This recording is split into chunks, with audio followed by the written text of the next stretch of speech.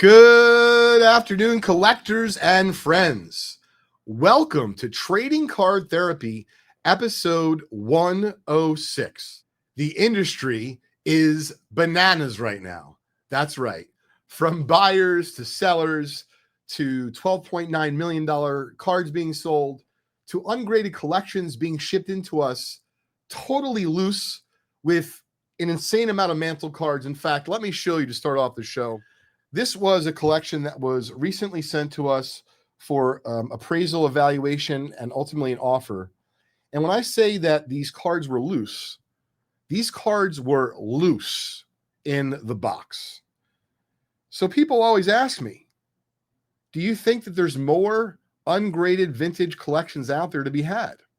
I don't know. I go with the proof. And the proof is, look, this, I know it was triple printed, but this is 10 Mantle All-Stars. But the craziest thing is these were all loose in a box. Some kind of crazy quantities here of the World Series batting foe. We found one loose 58. And once again, loose. Nothing keeping these cards together. In fact, I'm surprised that they're even in this reasonable condition. But this is going to be a fun collection to sort through. We'll keep you posted on it. But there are certainly ungraded vintage collections out there still to be discovered. I'm curious if you found anything recently out in the wild or in your neck of the woods that's ungraded and interesting in the vintage world. Let me know. I'd love to hear. So I don't think that they're drying up in the sense that there are no more out there. But I also think on the flip side, there's probably not as many as there were 20 years ago. And I'd also say that there's a lot of competition, meaning, 20 years ago, there were some auction houses and some dealers. Now there's a lot more dealers and a lot more auction houses. So, more competition. I do think that, we may find a day where they're just trickling out versus they just, pour out, if you will, the way it feels today. And I also believe that because of some of the prices that we're seeing, realize that auction or, on eBay or even at card shows, it makes people think, and consider, hey, you know what? I think my Uncle Johnny gave me some cards 28 years ago. I might want to look and see what Uncle Johnny gave me. And, it's that and a myriad of other things that cause collections to come to market. But make no mistake, they're still out there. And if they're drying up, they're just drying up slowly. And they are at least still finding their way to us and others, in the space. And I also believe that if you are, whether it be an individual or a company that serves your particular community well, so whether it be you're a vintage person, you're modern, you take grading submissions for folks, however you serve the hobby, and in some cases, multiple ways, if you do it in an upstanding way and you garner a good reputation the way that our company Just Collect has, sometimes the cards we're going to find, are going to find you. And I think that in this case and in other cases, we've been fortunate enough that some of these vintage collections have made their way to us because of reputation. The next subject that I want to cover, I did a quick interview and video with Mike from Junk Wax Hero. So if you're not familiar with his YouTube channel, I highly encourage you to check it out. I think he puts out a couple of videos a week, very collector friendly, very down to earth, well spoken, and just, fun content to consume. Check it out if you get a chance. So Mike happened to be at my booth at the National when something came up, and then I interviewed Mike right afterwards. And the reason why I'm bringing it up today, even though National was at this point a little over a month ago, is because it seems, whether it be because of Jeff Wilson and others, as far as influencers go, discussing this very issue, I'm not sure where this card show is located, but it seems like recently the promoter of a particular card show came out with some very strong words, if you will, in regards to the behavior at his card shows. So this individual was suggesting that he's no longer going to allow any transactions between customers to happen unless, of course, you have a table or a booth at his convention or at his show. and you paid the rent and such. And the reason why I was bringing up my interview with Mike in regards to this news that's come out about this individual and his stance on activity at his conventions is because when I was at the National, I forgot which day it was, someone was standing in front of my booth. I forgot the exact details, but ultimately we had a 52 Mantle. We didn't have a 51 Bowman Mantle. And the gentleman to his either left or right at our booth actually had a 51 Bowman Mantle. So fast forward, they literally did a deal for that mantle at, when I say our booth, like on our display cases. And so I interviewed Mike from Junk Wax Hero, and I was curious to his thoughts about it. And of course, I shared mine as well. And in a nutshell, what I was suggesting was that with the room being as large as it is, I would have appreciated if they would have simply just found another tabletop or, like a lunch area to meet in, and they could have done their deal there versus, right at the actual, booth that I was trying to do business at. And, everyone kind of had, an opinion on it. Mike, of course, you can watch for yourself, shared some of his thoughts as well as I did. And even though him and I may have disagreed a little bit, we generally are very pro hobby and understand that, customers interacting with other customers is really vital for the space. Just, take a look at these trade nights that are happening regularly. And in some cases, many days in a row, like at the National. Clearly, customers, collectors have both the ability and the desire to interact with each other. And I'm all for that. As long as it doesn't take place literally on my display case. And so that was kind of something that I was alluding to. Well, anyway, it seems like this individual was, I guess, taking the extreme stance of, hey, if you do not pay for a booth or, you rent booth space and you are just someone walking around, you paid admission to the show, you could bring your cards to the show, you can offer them to other dealers for sale, but under no circumstance are you allowed to offer them to another collector or another customer for sale at the convention. And I'd have to say that seems a little extreme to me, and I'm going to kind of get into, my feelings on it in a second. When I was at the National, I really felt that, let's just say there's 1,000 dealers, but there's 100,000 customers. So clearly the amount of customers really dwarfs the amount of dealers that are there. And so when I did that interview with Mike, I was, of course, sharing how I actually felt, but also wanted it to be some sort of like public service announcement, because some people maybe just didn't realize that it actually may bother or ruffle the feathers of, a particular person that, is working really hard for the week. Maybe they didn't have to put down like their Zion case on their table and talk to the guy, Frankie, they just met, online waiting for a hot dog. They could just simply go back to the hot dog area, or to be fair, a different area that's not really going to be on anyone's particular display case or actually in the physical booth itself. But this individual at the convention, once again, I don't know which convention, is suggesting he doesn't want any commerce happening, and I would imagine that includes trades as well, between customers and collectors, only between the dealer and the customer, or the dealer and the collector. And I want to share with you my thoughts. And of course, I want to hear from you in the comments what you all think. I think it's a little extreme. And I understand, there's some dealers that might say, I've paid the money for the space. There shouldn't be any wheeling and dealing going on unless it's happening at either my table or someone else's table. And although you might feel like that, it's just not practical and very inclusive. And so I feel that if you can be respectful about it and, like I said, do it in the hot dog or the food area, or, many shows, including the National, will have kind of like tables and chairs for folks to, sit down and enjoy their lunch or trade with others or open a wax box. I think that any and all of those are welcomed at the show. And I do feel that I understand what this person is probably trying to accomplish. Maybe he got some complaints from other dealers at the convention as far as, people doing business right at the booth. But I would say, right now the market is very vibrant and hot, and you want to make sure you include as many people as possible, I would imagine, at your convention. So if it was up to me and I was writing the rules for a particular convention, if I was running it, I would just simply say, hey, be kind, be considerate, and absolutely collectors can deal with other collectors, customers can deal with other customers.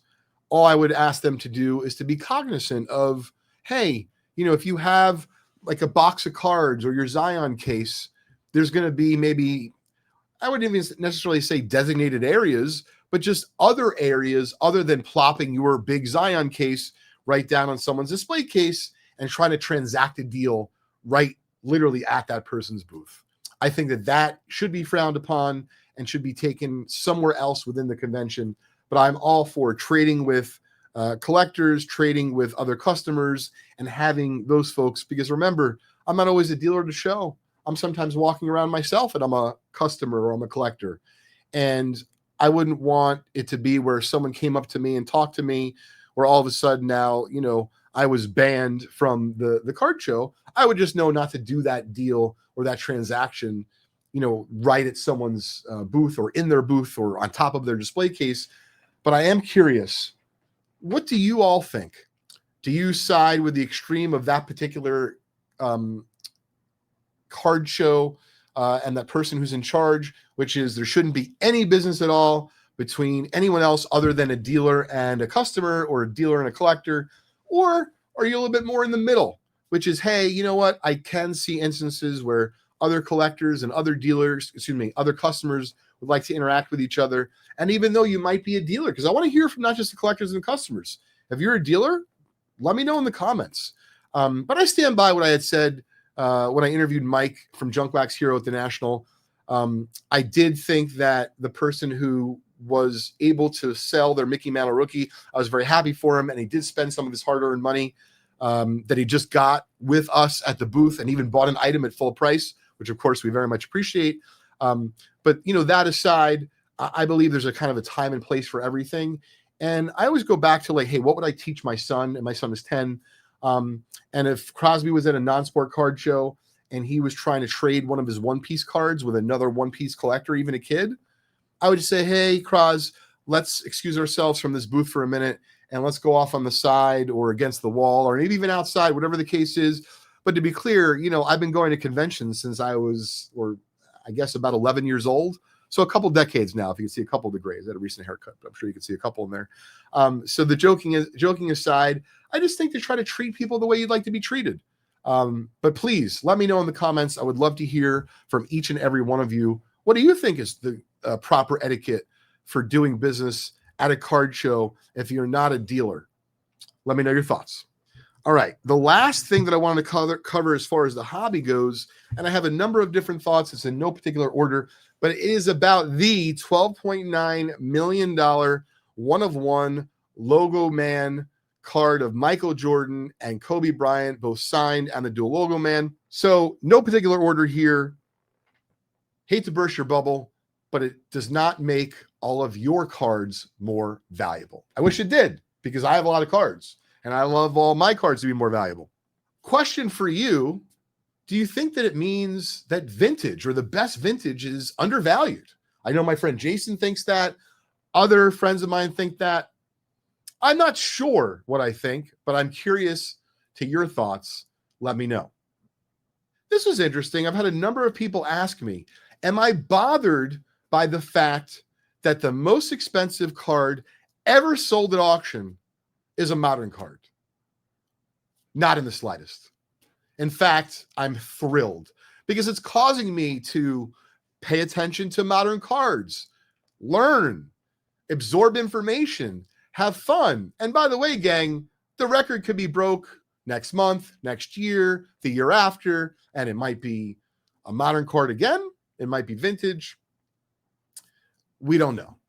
But I absolutely love the fact that there's been an increased amount of press and awareness because of that sale. So it doesn't really matter to me that it was a modern card. But let me know, as a vintage enthusiast, who might be watching Trading Card Therapy with us. Does it bother you? And if so, why? Let me know. Would love to hear. This was interesting to me, and even though I've come around on it in terms of that it's certainly a viable, I guess, option as far as collectors go, and of course the values are there. Manufactured scarcity is okay with some people, and I find that interesting. Do you find that interesting?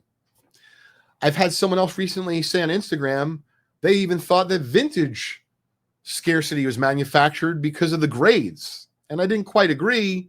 We talked about it on IG, but in this case, let's just talk about modern cards like that, the one of one, where clearly it was manufactured, and the reason why it's scarce is because even though Michael and Kobe signed it, the logo, man, that they took from the jerseys, that makes it like an additional layer, and of course, they only made one of them.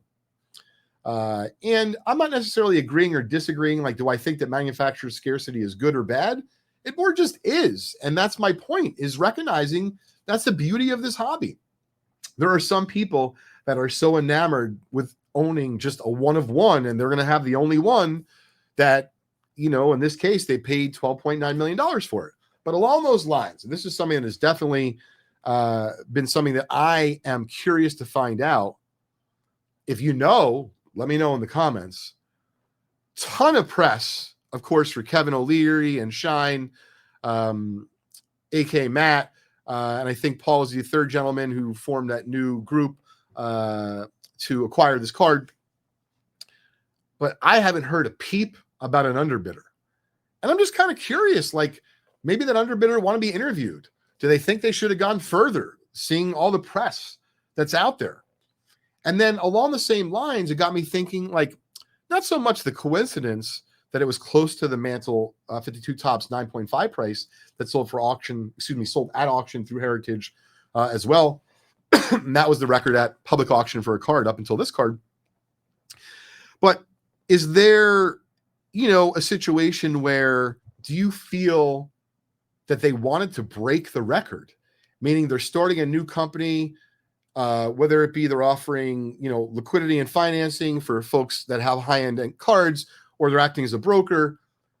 You can't deny that the splash that they made by buying an almost $13 million card and being on dozens, if not hundreds of news outlets, not just in our country, but across the world, it makes you stop and think, would they have preferred to save like $1 million or $2 million off the top and have it be one of the most expensive cards of all time?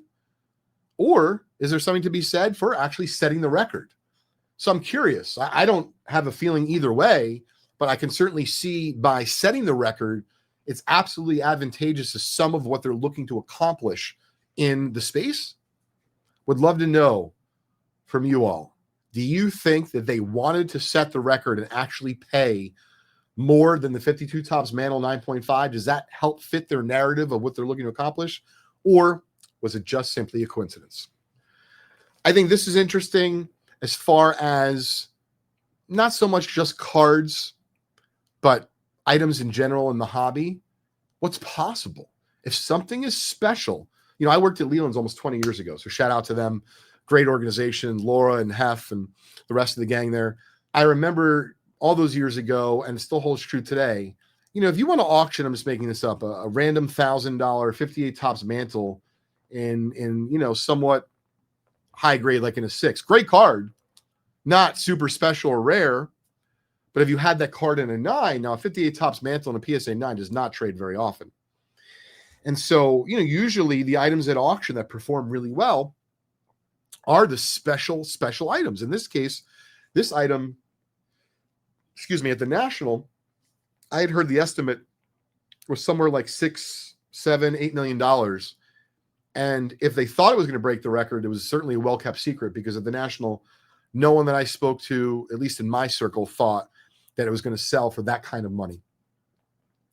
And I just think it goes to show you that if you are thinking about maybe investment pieces for yourself, or like what to collect, things that are special, like what could appreciate, I guess, in the future. Maybe not along the lines of the level, along the lines of the level of the MJ Kobe logo man dual signed one of one, but certainly think that items that are special, and whether it be one of a kind or unique and tough to find and only come up for sale every so often, those are the kinds of items that tend to perform really, really well at auction. And this card, along with the timing and of course the venue, Heritage is a great choice. They just nailed it. Would the card have sold for as much in golden or more? Who knows? We'll never know. But I do think it does show what's possible for special items if we need to be reminded. And then one of the last things I want to talk about for me is, I collect both Kobe and MJ, not so much like their modern cards, not certainly those kinds of cards, like the one-of-ones that sell for $13 million, but even like the exquisite autographs. I mean, those are, way past what I can comfortably afford to collect. But I would say it's shaped like, my thinking in terms of like, I have Kobe autographs in my collection. I have Jordan autographs in my collection, but I don't have a Kobe and MJ signed photo or a Kobe and MJ signed basketball. And I've already heard, for example, that in the Kobe and MJ card market, although, not the entire basketball card market's on fire because of that card, I think there's like an East meets West Kobe refractor and finest that has kind of picked up some steam even before the sale and now after the sale.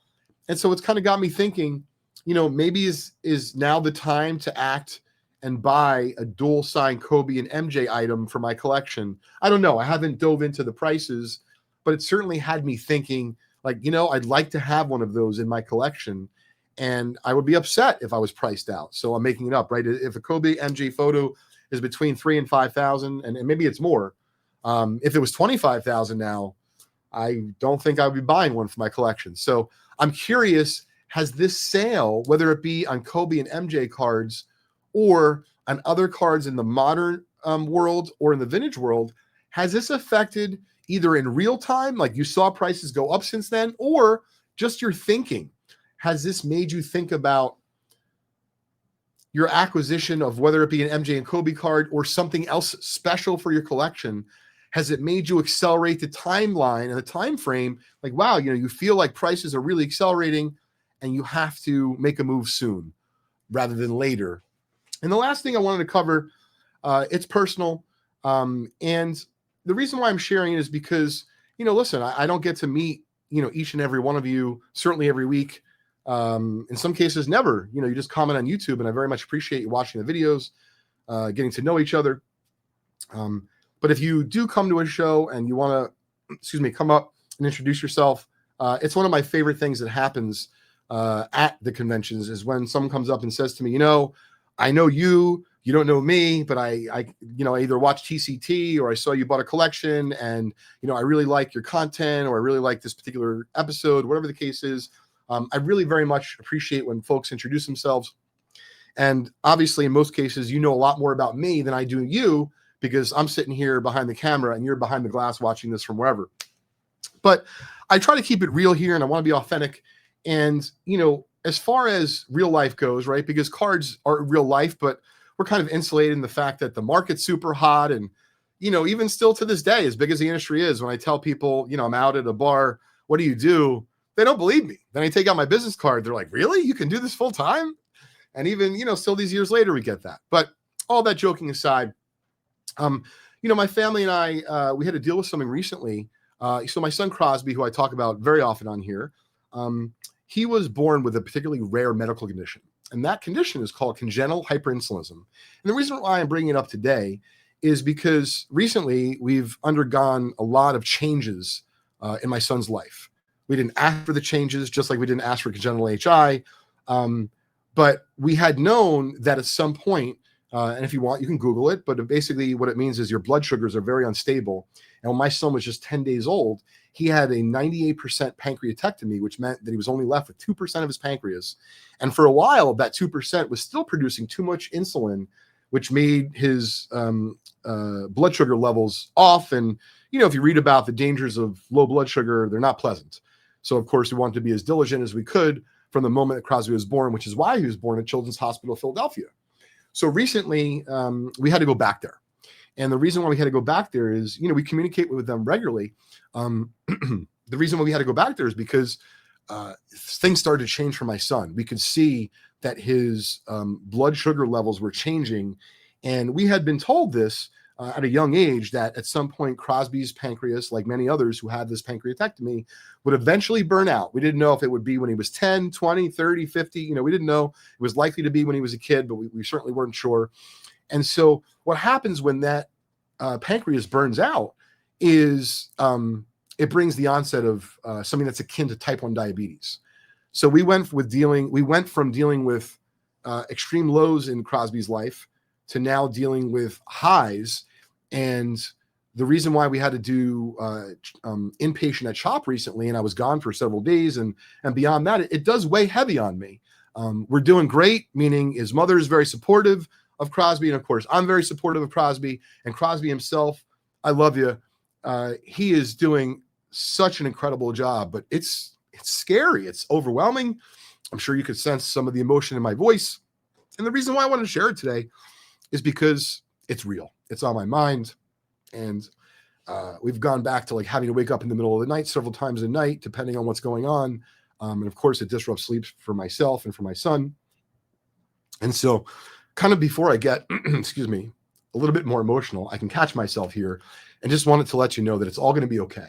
But it's intense, man. You're going down there and, all of a sudden 1 week you're dealing with your son or your particular, daughter or maybe multiple people in your family have something to deal with. You're dealing with it in one way, and then it gets flipped on its head. And the reason why we had to go down is because literally right away, Crosby had to start getting insulin for type 1 diabetes. We didn't know anything about it. We didn't know how to administer it. We had to learn all about it. And so did Crosby. And I just wanted to say on here that I'm real proud of you, Crosby. Love you to the moon and back, and you're not alone in this, and we all got your back. So I appreciate everyone letting me share that. Really appreciate the community very much, and love you all. So grateful for each and every one of you. Like I said hi and wished us well. So with that, we will end this emotional outpouring as I wanted to unload and share it with you, as opposed to kind of allude to it over weeks and weeks. Just kind of wanted to get it off my chest. But he's doing great, and he will continue to thrive. Thanks so much, everyone, for tuning in today. Until next time, we'll see you real soon on Trading Card Therapy. Take care.